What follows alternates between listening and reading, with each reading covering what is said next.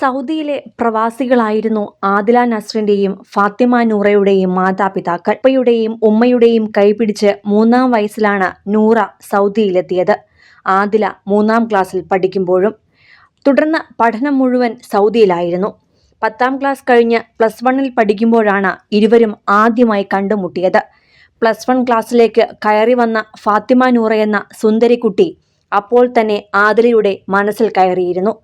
പതുക്കെ ആദിലയുടെ 5-അംഗ ഗ്യാങ്ങിലേക്കും നൂറയെത്തി. ആ ഗ്യാങ് 2 പേരിലേക്കു മാത്രമായി ചുരുങ്ങിയപ്പോൾ പലരും പറഞ്ഞു തുടങ്ങിയിരുന്നു ഇവർ തമ്മിൽ എന്തോ സംതിങ് ഉണ്ടല്ലോ എന്ന്. എന്നാൽ അപ്പോഴും ഇരുവരും അവർക്കിടയിലെ ഇഷ്ടം ശരിക്കും തിരിച്ചറിഞ്ഞിരുന്നില്ല. അവധിക്കാലമായപ്പോൾ നൂറ നാട്ടിലേക്ക് പോയി. അതാണ് പ്രണയ തിരിച്ചറിവിന് കാരണമായത്.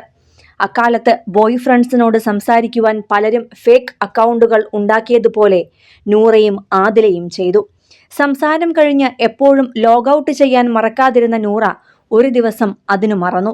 മിസ് യു, ലവ് യു, അങ്ങനെ 100,000 സ്മൈലികൾ. ആ ചാറ്റുകൾ മുഴുവൻ ഉമ്മ കണ്ടു. അതൊരു ഭൂമികുലുക്കത്തിന്റെ തുടക്കമായിരുന്നു. ആ കുട്ടിയുമായുള്ള നിന്റെ ഫ്രണ്ട്ഷിപ്പ് അത്ര നല്ലതല്ലെന്നായിരുന്നു ഉമ്മയുടെ വാക്കുകൾ. വിവരം ഉപ്പയെ അറിയിച്ചില്ലെങ്കിലും വീട്ടുകാർ പരസ്പരമെല്ലാം അറിഞ്ഞു. +2 വരെ ഒരുമിച്ചായിരുന്ന ഇരുവരെയും നാട്ടിലേക്ക് പറിച്ചു നട്ടു. നൂറ കോഴിക്കോട് ലിസ കോളേജിൽ ഇംഗ്ലീഷ് സാഹിത്യത്തിനും ആദില കൊച്ചി സെന്റ് സേവിയേഴ്സ് കോളേജിൽ കമ്മ്യൂണിക്കേറ്റീവ് ഇംഗ്ലീഷിനും ചേർന്നു. എന്നാൽ ഡിഗ്രി 2-ാം വർഷമായപ്പോഴാണ് ഈ പ്രണയം അവസാനിച്ചിട്ടില്ല എന്ന് മനസ്സിലാക്കിയ ഉമ്മമാർ വിവരം ഉപ്പമാരെ അറിയിച്ചത്. പിന്നാലെ വിവാഹാലോചനകൾ തകൃതിയായി നടന്നു. ഒരുമിച്ച് ജീവിക്കണമെങ്കിൽ ഒരു ജോലി വേണം, അതിന് ഡിഗ്രി പൂർത്തിയാക്കണം.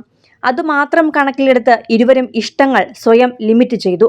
ഒടുവിൽ വരാനിരിക്കുന്ന യുദ്ധമെല്ലാം മനസ്സിൽ കണ്ട് ഡിഗ്രി അവസാനിച്ചപ്പോൾ ഇരുവരും വീട് വിട്ടിറങ്ങി. കോഴിക്കോട്ടെ വനജ കളക്റ്റീവിലായിരുന്നു അഭയം തേടിയത്. എന്നാൽ അവിടേക്ക് വീട്ടുകാർ ഇരച്ചെത്തി. പോലീസ് എത്തി.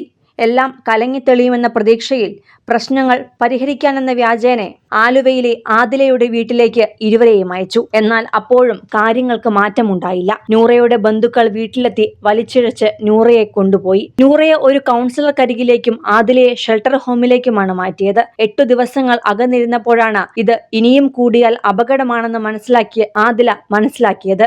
അങ്ങനെ ഒരു വക്കീലിനെ കണ്ടു. ഹൈക്കോടതിയിൽ ഹേബിയസ് കോർപ്പസ് ഹർജി നൽകി. ആദില ഫേസ്ബുക്കിൽ വീഡിയോയും ഇട്ടതോടെ സംഭവം ചർച്ചയായി. മലപ്പുറത്തു നിന്നും നൂറയെ കേസ് നടക്കുന്ന എറണാകുളത്തെത്തിച്ച് ആദിലയെ കൊണ്ട് വീഡിയോ പിൻവലിപ്പിക്കാനായിരുന്നു നൂറയുടെ വീട്ടുകാരുടെ നീക്കം. എന്നാൽ ശരീരങ്ങളല്ല 2 പേരുടെയും മനസ്സാണ് ചേർത്ത് നിർത്തുന്നത് എന്ന് കോടതിക്ക് ബോധ്യമായി. അങ്ങനെ നിയമത്തിന്റെ തണലിൽ ജീവിതം തുടങ്ങിയ ആദിലയും നൂറയും ബിഗ് ബോസിലേക്ക് എത്തിയപ്പോഴും പലതരത്തിലുള്ള അപമാനങ്ങൾ നേരിട്ടു. സഹമത്സരാർത്ഥിയായ ലക്ഷ്മി ഇവരെ 2 പേരെയും എൻ്റെ വീട്ടിൽ കയറ്റില്ലെന്ന് പറഞ്ഞപ്പോൾ നടൻ മോഹൻലാൽ ഇരുവരെയും തൻ്റെ വീട്ടിലേക്ക് ക്ഷണിച്ചുകൊണ്ടാണ് മറുപടി നൽകിയത്. പിന്നാലെയാണ് മലബാർ ഗോൾഡ് ഉടമയായ ഫൈസൽ മലബാറിന്റെ വീടിന്റെ പാലുകാച്ചിന് ക്ഷണം സ്വീകരിച്ചെത്തിയ ആദിലയെയും നൂറയെയും അപമാനിക്കുന്ന തരത്തിൽ പോസ്റ്റിട്ടതും പിന്നാലെ അത് പിൻവലിച്ചതും.